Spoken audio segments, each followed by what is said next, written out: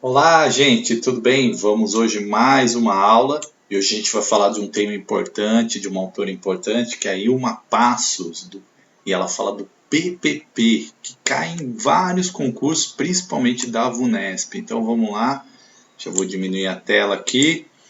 Então vamos falar do projeto político-pedagógico da escola, uma construção possível, e uma Passos é que organiza esse texto, né? E sempre lembrando, gente, nosso foco aqui é concurso, tá? Claro que se você for fazer uma análise da obra mais aprofundada, exigiria um maior tempo de debate, e aqui a gente vai só pontuar, né, os principais aspectos dessa obra, o que eu sempre falo, o DNA da obra, para que a gente possa no concurso ter condições de responder. Eu sempre recomendo, você consegue ler o livro, né, ler um trecho importante, leia, importantíssimo. A videoaula ela é complemento, né? Ou ela é um subsídio para aquele que não teve tempo de ver nada. Então, para ele não ir zerado para a prova, ele assiste a videoaula e aí sim. Mas é importante sempre ler as obras, sempre que possível. E uma Passos, ela é professora da Universidade de Brasília, pós-doutora pela Unicamp, universidade bacana, né? Estudei lá, muito boa. Concurso de Mairink, né? Onde é que esse concurso vai cair, essa obra? Para o cargo de assistente diretor de escola de ensino fundamental, em Mairink, eu estou falando porque nesse momento que eu estou gravando, dois concursos aí vão acontecer, que é o de Mairink e Sorocaba. Se você ver esse vídeo depois, mas essa obra cai direto nas provas da VUNESP. E no concurso de Sorocaba, que é VUNESP, né, vai cair para diretor de escola, supervisor, vice-diretor e professor de educação básica 1. Então, uma obra importante aí para você conhecer. E como eu sempre falo, é importante você saber o DNA da obra. Porque se você souber o DNA, você já mata uma série de questões, né? Então vamos lá. O que os autores dessa coletânea eles procuraram organizar nesse trabalho, né? Que fala sobre o PPP. Ele é um processo permanente de reflexão e discussão de problemas da escola. E eles vão procurar alternativas viáveis à efetivação do seu objetivo. Então, aqui é o que essa obra traz, né? O principal dessa obra, a saber, a construção de um processo democrático de decisões que visa eliminar as relações competitivas, corporativas e autoritárias, rompendo com a rotina burocrática no interior da escola. Gente, se você souber isso aqui, você já tem condição de fazer várias questões. Primeiro, o que a obra vai enfatizar, né? Construção de um processo democrático. A nossa legislação traz essa questão da gestão democrática, das construções democráticas, né, nos processos educacionais, para justamente o que? Romper com essa questão competitiva, corporativa, autoritária na escola, né, com a burocracia que impede, às vezes, o principal objetivo da escola, que é a aprendizagem, né, que o aluno consiga sair de lá aprendendo várias coisas. Então, sempre nesse intuito que esses autores trabalham de romper com essa questão autoritária e romper com essa burocracia para que a gente tenha uma escola de qualidade, uma escola que atenda a todos, né, uma escola que seja efetiva na sua principal função, que é ensinar. Então vamos lá. Começo já com uma questão de cara, primeira questão aqui, uma questão que caiu na VUNESP, e diz o seguinte, aspas aqui, né? Implica principalmente o repensar da estrutura de poder da escola, tendo em vista sua socialização. A socialização do poder propicia a prática da participação coletiva, que atenua o individualismo, da reciprocidade, que elimina a exploração, da solidariedade, que supera a opressão, da autonomia, que anula a dependência de órgãos intermediários que elaboram políticas educacionais, da quais a escola é mera executora. E aí, gente, tem aqui, ó, assinale a alternativa que indica aqui o texto faz referência. O texto, claro, é da Ilma Passos, né? Veiga, projeto político-pedagógico, uma construção possível, obra que eu falei aqui que cai nesses concursos. Então, aí você vem aqui, ó, A, inclusão, B, disciplina escolar, C, projeto político-pedagógico, D, avaliação e E, gestão democrática. Gente, nessa questão, o erro mais comum é a pessoa ver isso aqui, e uma fala de projeto político-pedagógico, ela vai crava na C, né? Por que não é a C? Veja, esse trecho do livro, do texto, vai falar justamente o quê? De participação coletiva, né? Que a participação coletiva, lembra que eu li lá no DNA da obra, né? A democracia, envolver a todos no processo de construção, né? Isso a gente chama de quê? De gestão democrática. Falei para vocês lá no DNA, no início desse vídeo. E aí a alternativa certa é a alternativa E, que é exatamente o que trata esse trecho aqui, ó. Superar o individualismo, opressão, né, autonomia que vai anular a dependência de órgãos intermediários e a construção no chão da escola de todas essas questões. A alternativa E é muito comum as pessoas quererem marcar C, mas é a alternativa E, de exato, gabarito, tá? Então essa você não erra mais. E aí vamos direto para a obra agora. O que é um projeto político-pedagógico? Eu estou com a obra aqui porque vou comentando com vocês. O projeto político-pedagógico ele busca um rumo, uma direção. É importante isso, toda escola tem que ter, está na legislação e a autora vai falar muito disso, né? A direção que a escola vai adotar através do seu PPP. É uma ação intencional, né, com sentido explícito e definido coletivamente. Isso é importantíssimo que vocês entendam. Primeiro, é um documento, então está explicitado lá o que a escola pretende, quais são seus objetivos, suas finalidades. E é importantíssimo que isso seja construído de forma coletiva. A obra inteira fala aí, o tempo todo disso, né? Não pode ser um instrumento que vem de cima para baixo, tem que ser um instrumento construído no chão da escola, né? E aí eu queria só comentar aqui um trechinho do Gadotti, que é outro autor que cai muito também, né? Que ele fala assim: todo projeto supõe rupturas com o presente e promessas para o futuro. Projetar significa tentar quebrar um estado confortável para se arriscar a atravessar um período de instabilidade e buscar uma nova estabilidade em função da promessa que cada projeto contém de estado melhor do que o presente. Ou seja, né, um projeto político-pedagógico ele vai ser diferente daquilo que está sendo feito na escola para que ele possa construir coisas melhores, né? Tentar buscar, até porque a sociedade muda, o mundo se transforma, então o PPP ele tem que ser revisado porque as realidades vão mudando e aí você tem que projetar algo melhor, algo que propicie um futuro melhor para a sua unidade escolar, né? E importante que ela destaca aqui, ó, projeto político e também pedagógico, esses têm uma significação indissociável, né? É importante relatar que todo projeto, né, ele tem uma intenção política. A gente pode ter uma intenção política de emancipação do aluno, de criar um aluno crítico, de criar um aluno mais autônomo, né? Também na questão pedagógica, elas são juntos, né? Estão caminham juntos ali.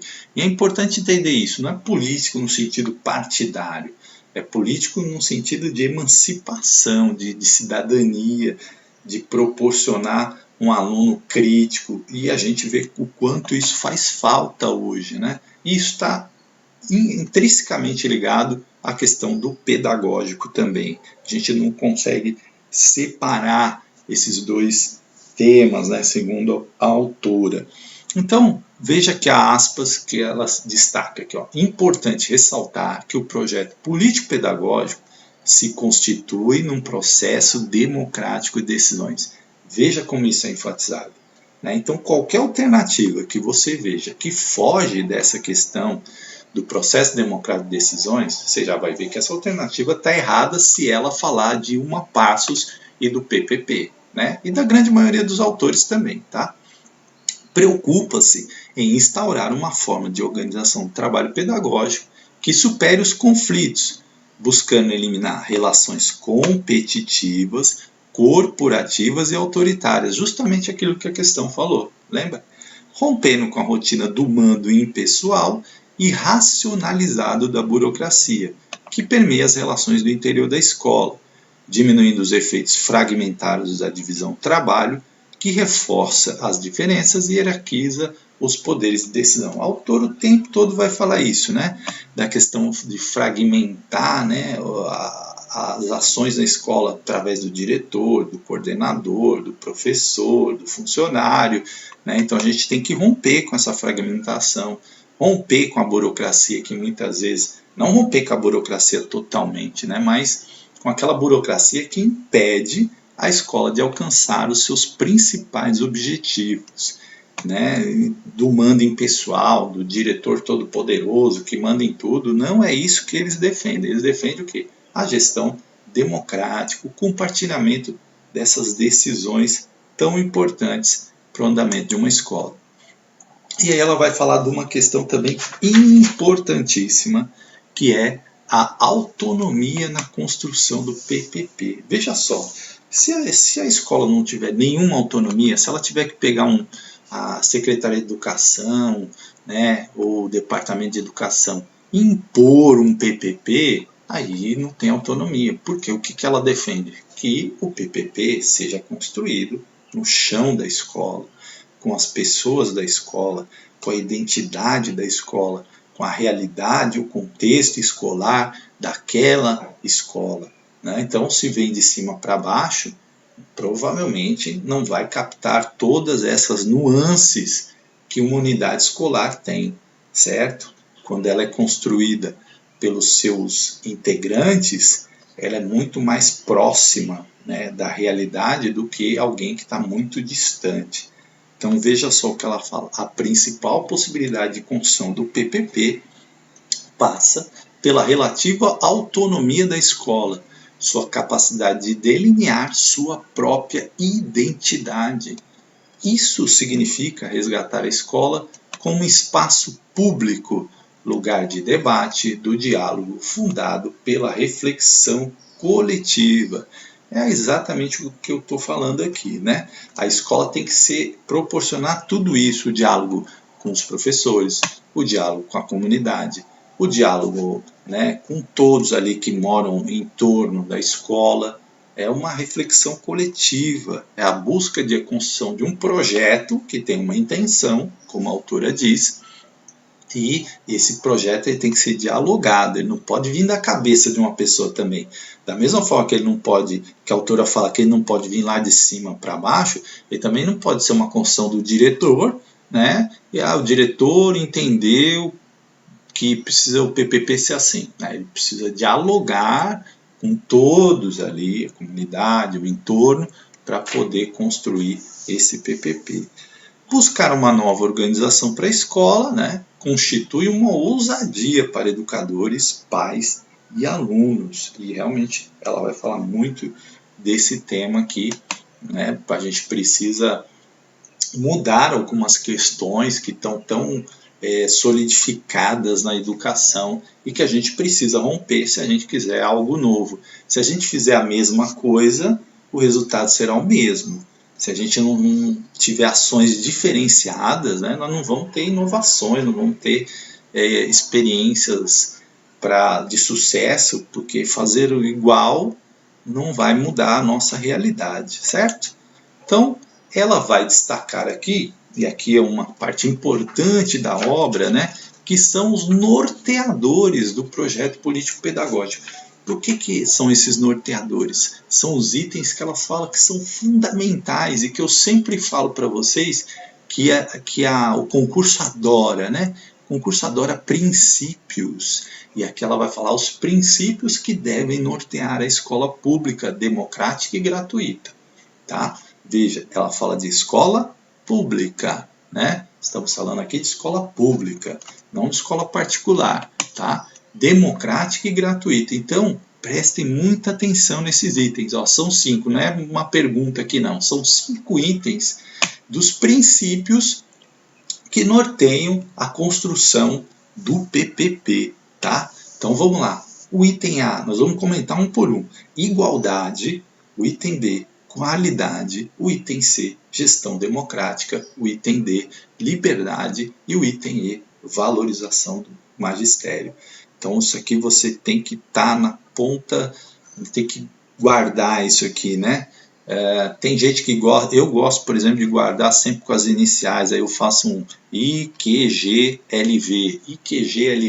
aí eu já sei que é igualdade, qualidade, gestão democrática, liberdade, valorização. Eu uso muito isso, né? Eu guardo a sigla. Quais são os principais norteadores do projeto político-pedagógico segundo a ILMA? IQGLV. Aí se na prova eu falo assim, nossa, como é que era mesmo? Aí eu lembro, IQGLV.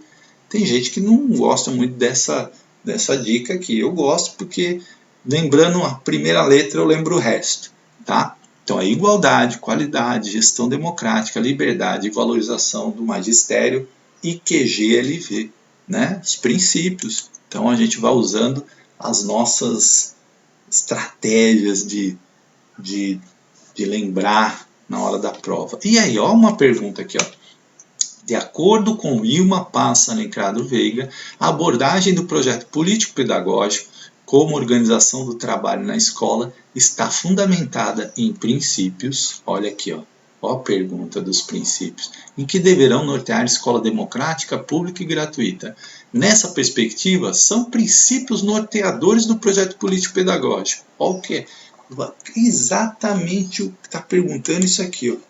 Quais são os princípios? Então vamos lá.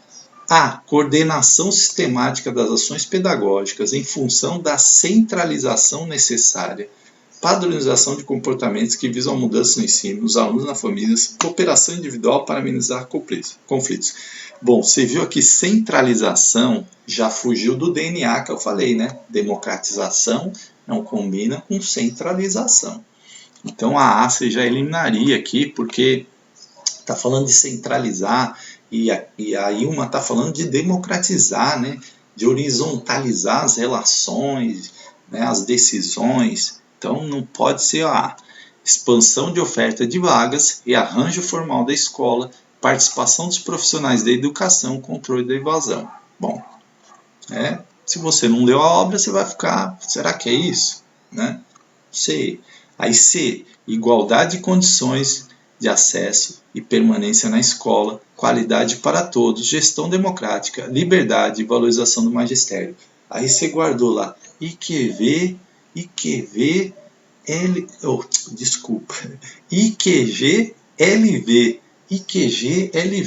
Aí você fala, nossa, é isso mesmo, igualdade, qualidade, gestão, liberdade e valorização. Olha aqui, ó, é a C, né? Você foi aqui no IQGLV, lembrou, tá aqui, é isso mesmo. Bom, então você coloca aqui, acho que é isso, né? E você vai ler os outros aqui para conferir. Erradicação do analfabetismo, universalização do atendimento escolar, superação das desigualdades educacionais, melhoria da qualidade do ensino, formação para o trabalho.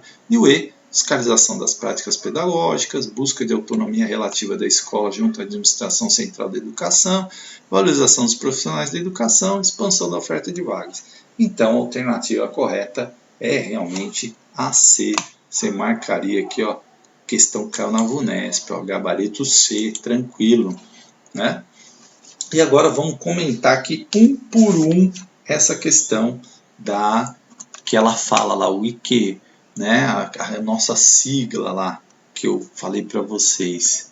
Então vamos falar igualdade. O que ela vai falar de igualdade, né? Condições de acesso e permanência na escola. E aí ela vai citar, inclusive, um trecho do Salviani, que também é outro autor que cai muito nos concursos, né? É um autor bem solicitado aí, né? O Demival Salviani, nos concursos públicos. E o que ele vai falar? Alerta para o fato de que há uma desigualdade no ponto de partida mas igualdade no ponto de chegada deve ser garantida pela mediação da escola, ou seja, né, as crianças entram na escola e há uma desigualdade ali, né? Crianças que têm mais acesso a instrumento, a cultura produzida pela humanidade, a meios tecnológicos, condição social melhor, enfim, há uma desigualdade. Tem gente que tem mais acesso. E a escola, qual é a função da escola? Através da mediação, né, ela garantir que no final desse processo haja igualdade, né, haja condições iguais. Né? A gente sabe que é muito difícil isso, mas ela coloca isso como fundamental, tá? Condições de acesso e permanência na escola, para que a gente consiga produzir uma sociedade mais justa e igualitária. A qualidade, o que ela vai falar da qualidade? Isso não pode ser o privilégio de uma minoria econômica e social.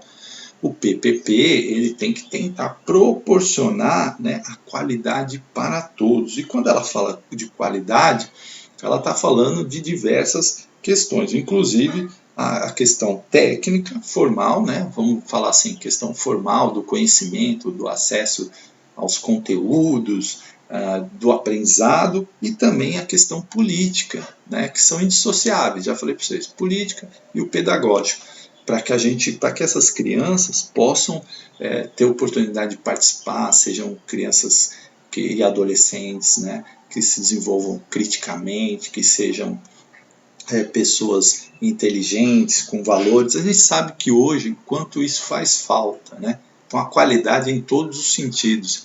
Eu não posso ter um aluno que tem muito conhecimento, né, formal, técnico, mas é racista, é autoritário, enfim, não valoriza as questões da mulher, de gênero. Então, a gente tem um problema aí, né? Nós temos um aluno que tem muito conhecimento, mas, enfim, valores não são aqueles valores que a gente espera para a sociedade. Então, quando a gente fala de qualidade aqui, a autora fala de qualidade, ela está falando de qualidade no geral, né? De formar um cidadão que tenha conhecimento, mas também seja ético, tenha bons princípios, né? Porque isso ajuda na construção de uma sociedade melhor, tá? Só para a gente não separar essas questões aí, a autora vai fazer questão de enfatizar isso. E a gestão democrática, né? Gestão democrática, gente, ela vai abranger tudo. A dimensão pedagógica, a dimensão administrativa e a dimensão financeira. Né? E ela vai querer o quê? Combater a exclusão e estimular a participação de todos. Né? Então, uma escola que você tem um alto índice de evasão, de repetência, é uma escola excludente. Porque qual é a principal função da escola? É que o aluno aprenda, que o aluno saia de lá um cidadão melhor, né, com conhecimento, com acesso aos bens que a humanidade produziu, enfim, ao conhecimento que a humanidade produziu. E se você exclui, você não está ajudando aqui na gestão democrática, né? Você não está criando uma escola democrática. Se a sua escola centraliza as decisões financeiras, ela não está sendo democrática. Só o diretor que decide as coisas não está sendo democrática. E lembra, né? Se a gente quer promover o ensino, a gente tem que fazer que a coisa na realidade também aconteça. Então, no campo financeiro, no campo administrativo, no campo pedagógico, as relações têm que ser democráticas. Senão, como é que a gente vai falar de democracia numa escola se as ações são autoritárias? É contraditório, certo? Então, a autora vai falar muito disso, né? De estimular essa participação. O item liberdade, né? Está muito associado à questão de autonomia. Aquilo que eu falei lá, se a escola não tem autonomia para tomar nenhuma decisão, se tudo que vem para que eles seja feito de cima para baixo, então ela não tem autonomia, então ela não pode decidir de acordo com a sua realidade, e aí está prejudicado, né, a construção de um bom plano político-pedagógico.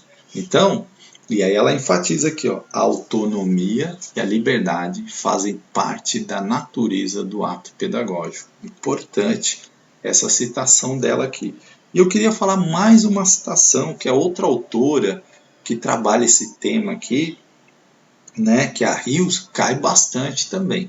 E aí ele fala assim, ó, a escola tem uma autonomia relativa, né? E a liberdade é algo que se experimenta em situação. E esta é uma articulação de limites e possibilidades. Para a autora, a liberdade é uma experiência de educadores e constrói-se na vivência coletiva interpessoal. É aquilo que eu falei. Se a gente constrói tudo isso nas nossas relações. Se as relações são autoritárias, eu não vou ter gestão democrática. Se as relações são de não ter autonomia, de podar liberdade, eu também não vou conseguir isso aqui, né? E aí ela fala assim, somos livres com os outros, não apesar dos outros. Olha que frase interessante, somos livres com os outros, não apesar dos outros, né? Então, toda a relação entre administradores, professores, funcionários, né, que se assume nesse campo da gestão democrática, da liberdade, vai ter sucesso, né? Porque está sendo construído realmente com os princípios que foram colocados como importantes para que esse processo seja real, seja verdadeiro, né? Então ela coloca aqui, ó, liberdade para aprender, ensinar, pesquisar e divulgar a arte e o saber direcionados para uma intencionalidade definida coletivamente, né? Então, muito interessante essa parte da liberdade, vale a pena ler na obra, tá? E aí ele cita mais um trechinho aqui da Heller, que diz assim, ó, o próprio conceito de liberdade contém o conceito de regra, de reconhecimento, de intervenção recíproca. Porque às vezes tem gente que pensa que liberdade é ausência de regras. Não, né? A liberdade já prevê as regras, os limites, porque se não fosse isso, você acabaria tirando a liberdade do outro. E aí ela fala assim, com efeito, ninguém pode ser livre sem em volta dele há outros que não são. Então, muito interessante isso e a construção desse princípio aqui nessa obra. E aí vamos para mais um princípio importante, dei uma pulada aqui, que é a valorização do magistério. Essa, sem dúvida, né? Ela vai enfatizar muito a questão da formação continuada, que deve estar centrada na escola, né? E aqui ela vai, quando esse trabalho é feito dentro da escola, ele se torna mais próximo do real, né? mais vinculado à realidade da unidade e acaba tendo mais efeito do que você às vezes trazer uma pessoa de fora, que é importante também a gente ouvir essas pessoas, mas que não tem a dimensão daquela realidade, né? Não vive aquele dia a dia. Então a formação continuada dentro da escola, né? Fazendo parte do projeto pedagógico da escola, quando você tem contato e sabe o que seus professores precisam tá ali se aperfeiçoando, né?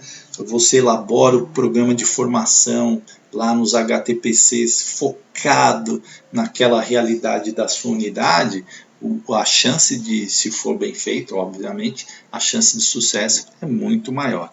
E outros itens que ela vai falar da valorização do magistério, as condições de trabalho, sem dúvida, né?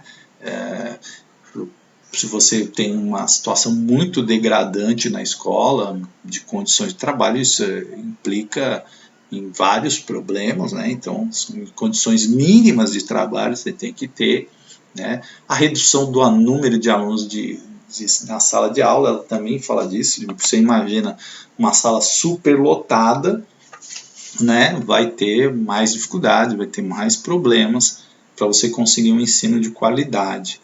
E uma remuneração justa, né? Isso também é importante. E aqui é o velho debate no Brasil, né? Porque o professor acaba tendo acúmulo, acaba tendo que trabalhar em mais de um lugar para poder conseguir aí uma renda que lhe dê uma vida mais ou menos digna, né? Então, ela coloca também que é importante essa valorização do magistério, tá? como um princípio importante. E aí vamos agora sim para a construção do projeto político-pedagógico, que é outra parte importante do livro. Aí ela vai criar os 7 elementos básicos aqui para o PPP, tá? Então é importante também que você saiba esses 7 elementos, né?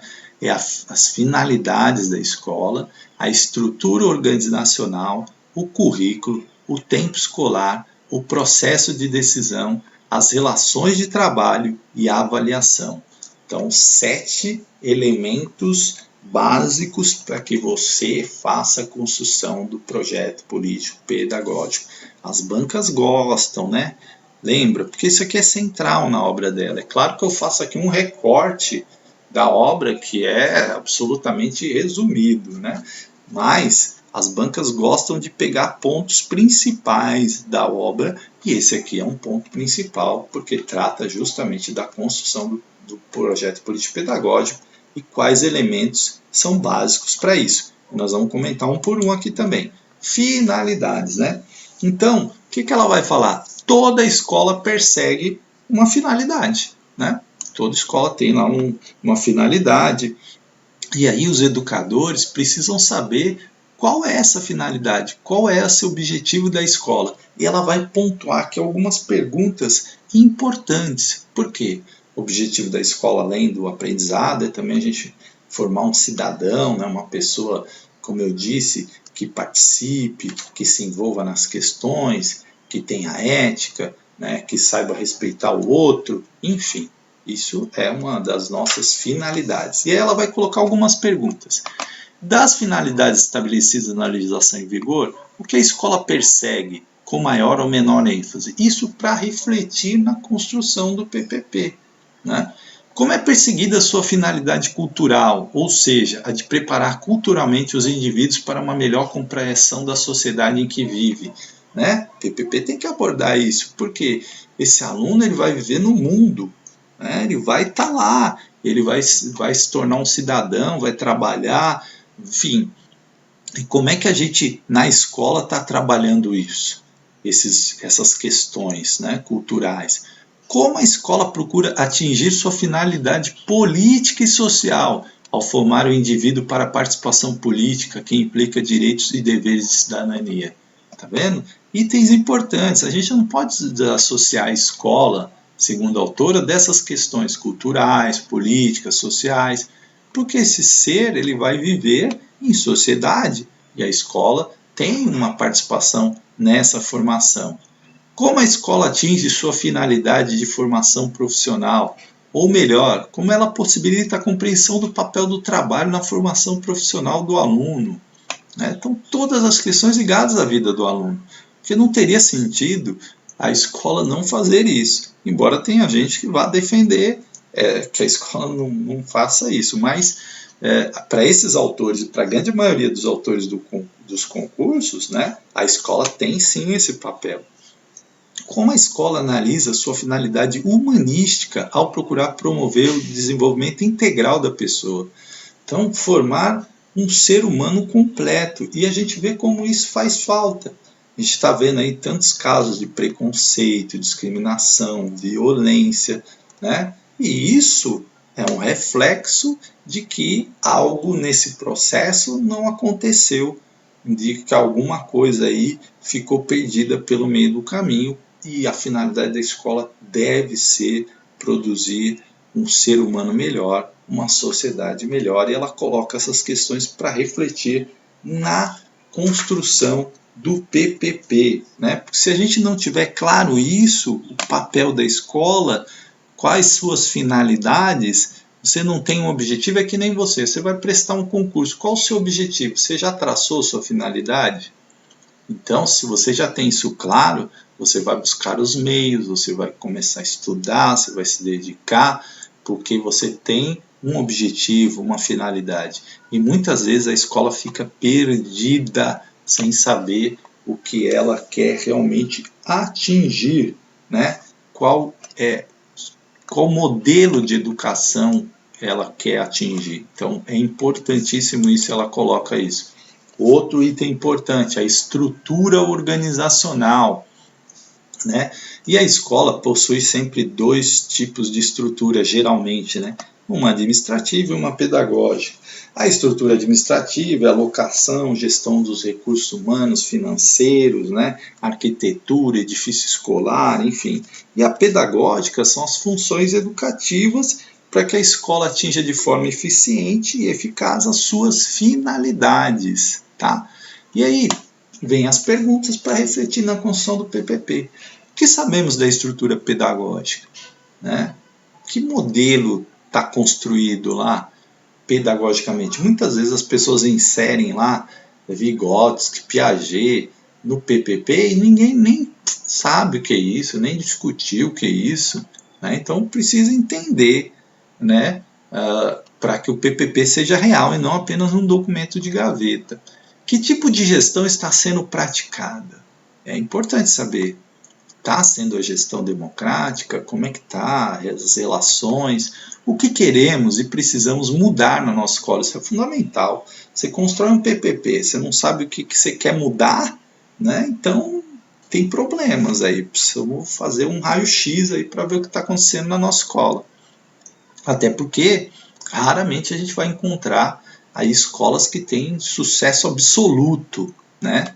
Então, normalmente a gente tem muitos desafios na escola.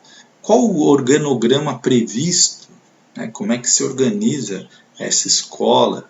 Quem constitui? Qual é a lógica interna? Quais as funções educativas predominantes? Como são vistas a constituição e a distribuição do poder? E quais são os seus fundamentos regimentais? Olha só, todas as questões para que a gente possa refletir e buscar aí, ao analisar toda essa estrutura, construir um plano político pedagógico que seja realmente eficaz para a unidade, segundo a autora, né?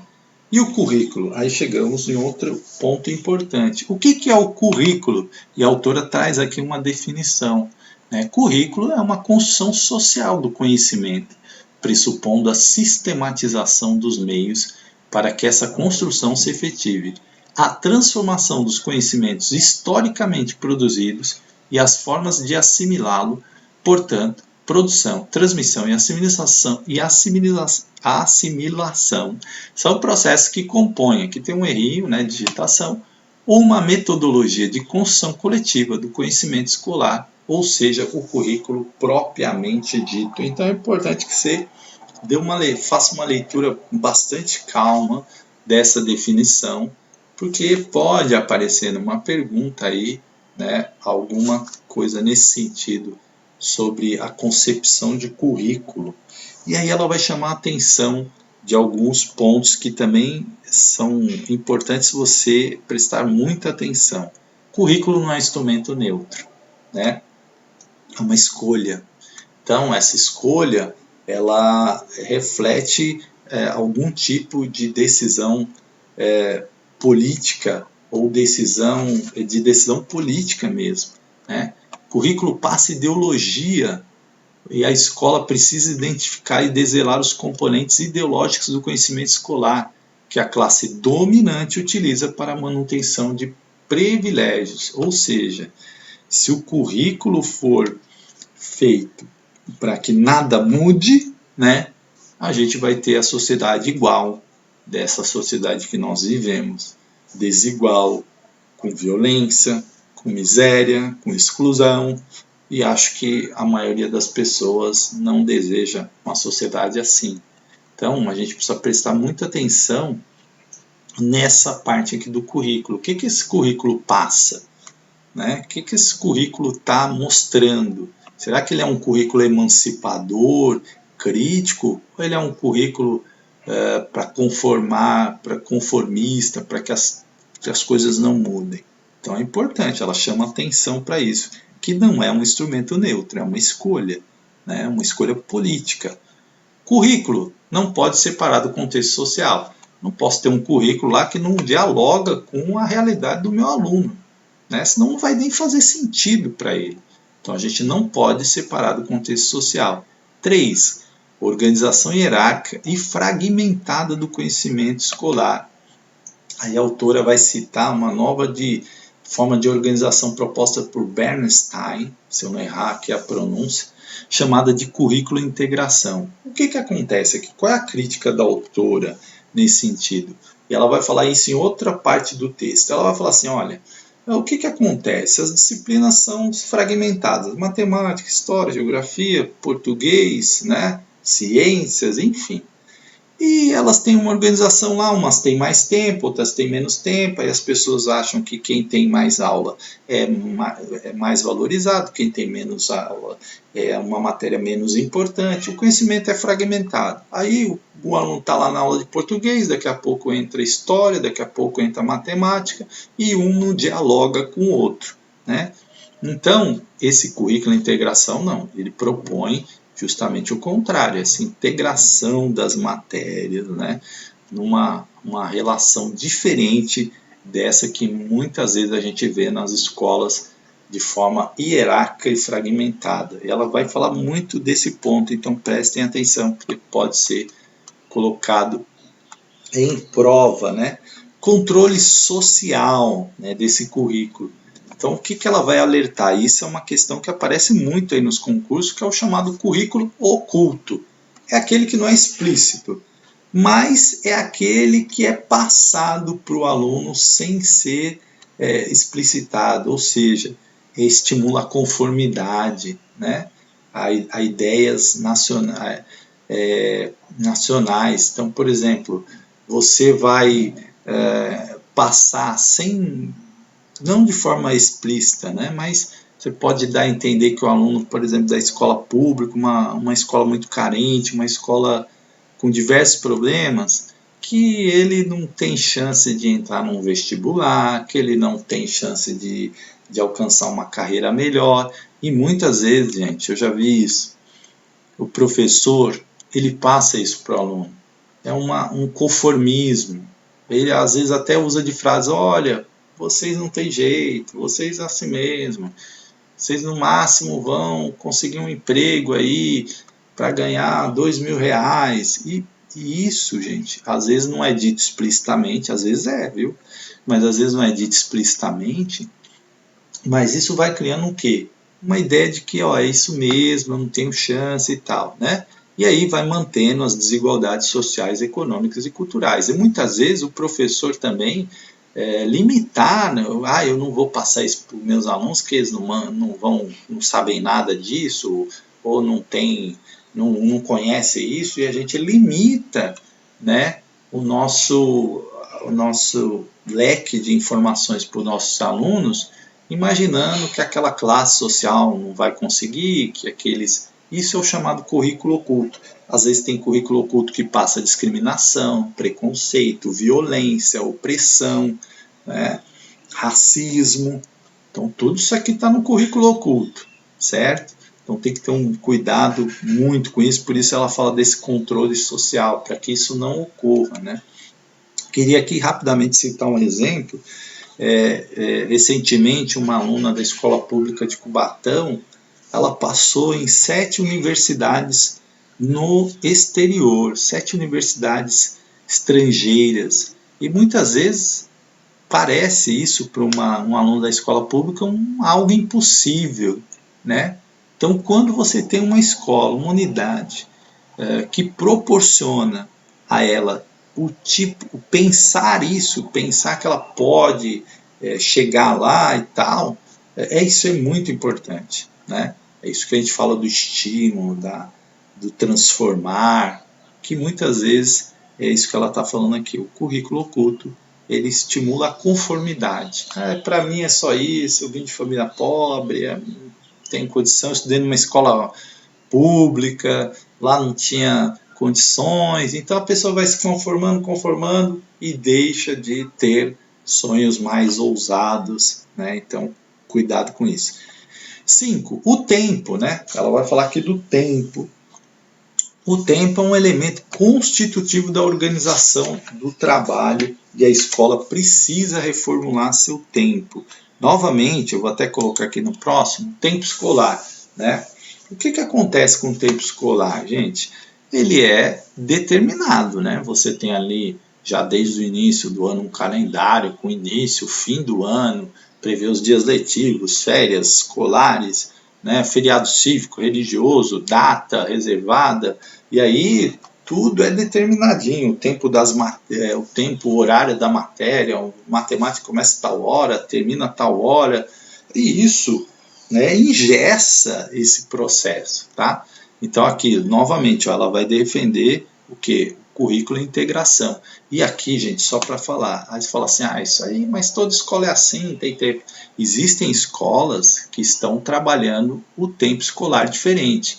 No Brasil ainda é um processo muito inicial, mas no mundo, você pega a Finlândia, você pega Portugal, tem experiências como a Escola da Ponte, você pega experiências até que no Brasil, aonde o tempo escolar já não é esse tempo de aula de matemática, história. Muitas escolas estão trabalhando com projetos que integram diversas disciplinas, onde o aluno tem que pesquisar, onde o aluno tem que criar, onde o aluno tem mais autonomia para escolher o que ele vai estudar. E tem algumas que têm conseguido resultados bastante satisfatórios, né?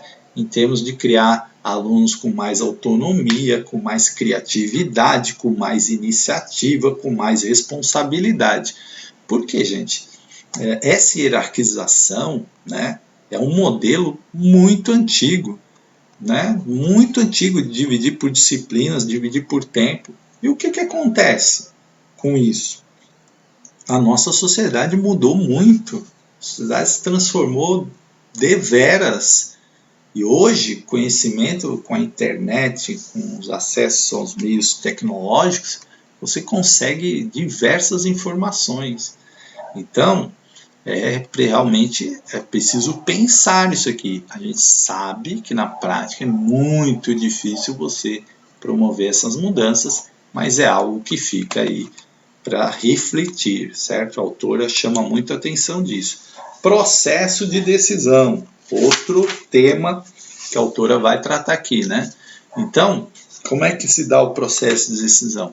Existe um fluxo, né, das tarefas, das decisões, que são procedimentos formalizados. Toda escola tem isso. Só que muitas vezes prevalece as relações hierárquicas de mando e submissão e de poder autoritário e centralizador, que é justamente o que a autora fala que o PPP tem que romper, né? Esse processo de decisão, ele pode ser mais democrático, pode ser um processo, é claro que vão continuar existindo os procedimentos formalizados, isso vai continuar a existir, mas eles podem ser, não podem ter um caráter não autoritário, podem ser não centralizados, e é isso o tempo todo. Isso que eu falo que é o DNA que ela fala o tempo todo, né? Então, uma estrutura administrativa da escola adequada à realização de objetivos educacionais, de acordo com os interesses da população, e deve prevalecer mecanismos que estimulem a participação de todos no processo de decisão. Então, estimular a participação, né, algumas iniciativas têm sido feitas aí como conselho de escola, PMs, grêmio estudantil. Quanto mais se envolver as pessoas no processo de decisão, melhor e mais sucesso terá a sua unidade escolar. Relações de trabalho, outro item importante. E aí, gente, isso aqui, né, talvez um dos maiores problemas nas escolas são essas relações interpessoais. E aí ela vai falar que as relações de trabalho para a construção desse PPP que ela defende, ela tem que estar calcada em quê? Atitude de solidariedade, de reciprocidade, de participação coletiva, em contraposição à organização regida pelos princípios da divisão do trabalho, da fragmentação e do controle hierárquico, né? Ou seja, aquela hierarquia que existe na escola, o diretor é o manda-chuva, que manda em tudo, né? Que controla tudo, ou a vice também, o coordenador pedagógico, né? Trabalho fragmentado. Eu sou diretor, faço isso, o vice faz isso, o coordenador faz isso, o professor faz aquilo, e não entender isso como um todo, né?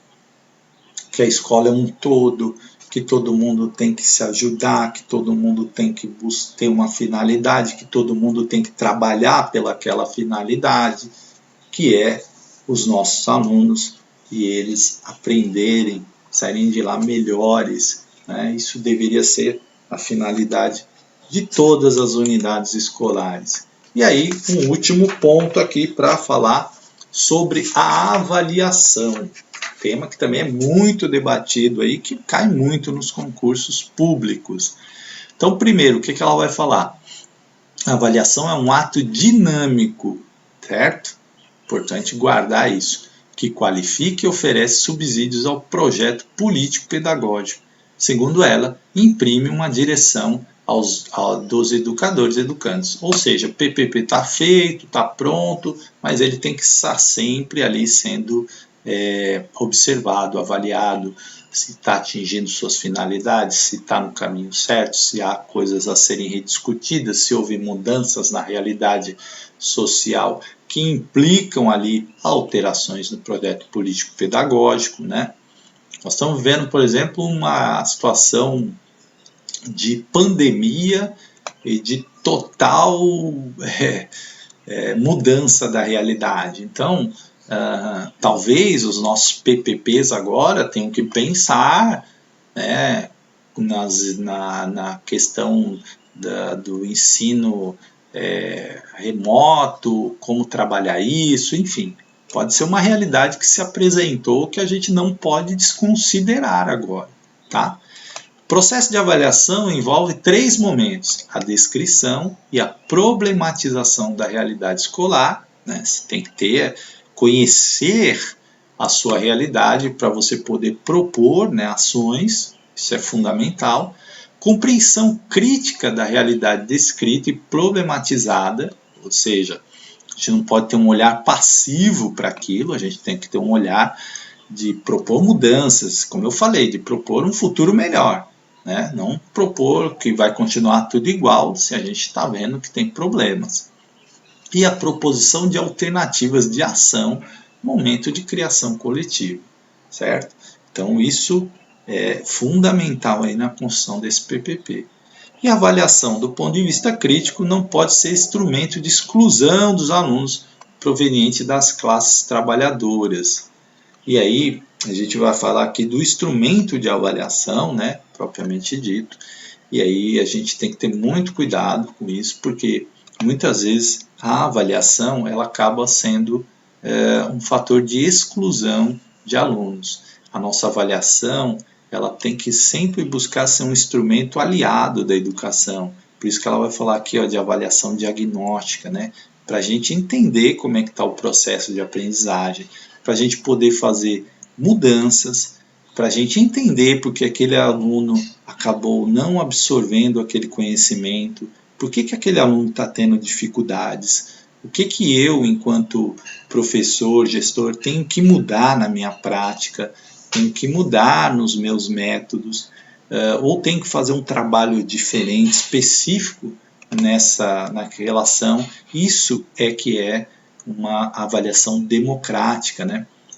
Que favorece o desenvolvimento da capacidade do aluno de se apropriar de conhecimentos científicos, sociais e tecnológicos produzidos historicamente. A avaliação não pode ser um bicho, como fala, de 7 cabeças, como fala Hoffman, que é outra que cai muito nos concursos, né?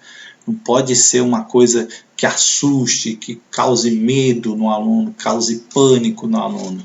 Ela deve ser uma aliada do professor e da gestão e também dos componentes da construção de uma escola melhor, tá? Vamos ver aqui a nossa o último item, né? Terceiro a pergunta, e traz aqui a seguinte, vamos trabalhar uma questão agora, tá? O projeto político-pedagógico relaciona-se à organização do trabalho pedagógico da escola, indicando uma direção, explicitando os fundamentos teóricos metodológicos, os objetivos, o tipo de organização e as formas de implementação e avaliação da escola. Aqui, né, escola, espaço do projeto político-pedagógico, tem aqui aí uma passos, por isso que eu coloquei essa questão. E aí, como ela vai falar de PPP, é um trabalho dela, embora seja outra, né, obra, coloca aqui. Considerando a elaboração do PPP, avalie as seguintes afirmações. 1. O PPP constitui-se em processo participativo de decisões para instaurar uma forma de organização do trabalho pedagógico que desvele os conflitos e as contradições no interior da escola. 2. A discussão do PPP exige uma reflexão acerca da concepção de educação e sua relação com a sociedade e a escola, o que implica refletir sobre o homem a ser formado. E 3. A construção do PPP requer o convencimento dos professores, da equipe escolar e dos funcionários para trabalhar em prol do plano estabelecido pela gestão educacional. É correto que se afirma em A. 1 apenas, B. 3 apenas, C. 1 e 2 apenas, D. 2 e 3 apenas e E. 1, 2 e 3. Eu vou deixar vocês pensarem um pouquinho nessa questão enquanto eu tomo uma água, mas reflitam naquilo que eu falei. DNA da obra, DNA da educação, que aí você acerta essa questão.